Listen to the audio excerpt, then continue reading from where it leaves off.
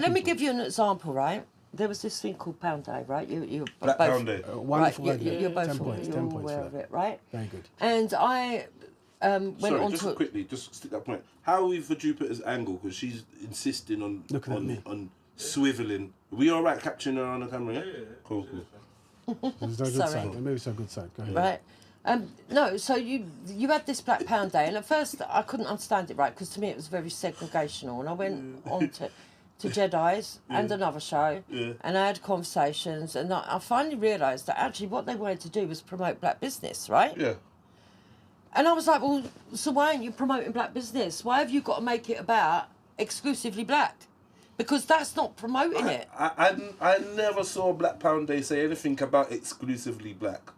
I think they just focused. For instance, I took my children to a Japanese expo at the Kensington Olympia, right?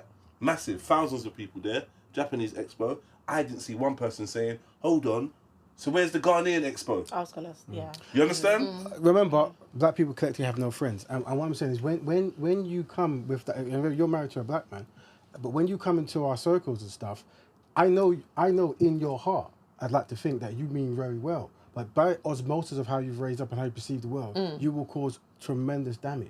And the way you speak now is demonstrating that. No, so that you might believe that, and that's fine. I'm not going to sit here because I can't tell you how to perceive me, right? Yeah, of course. Right. So I can only go by what you've said. Yeah, right. Yeah, but that's not my intention at all. Oh, no, I don't believe it is. And also the fact is that I can see sometimes that.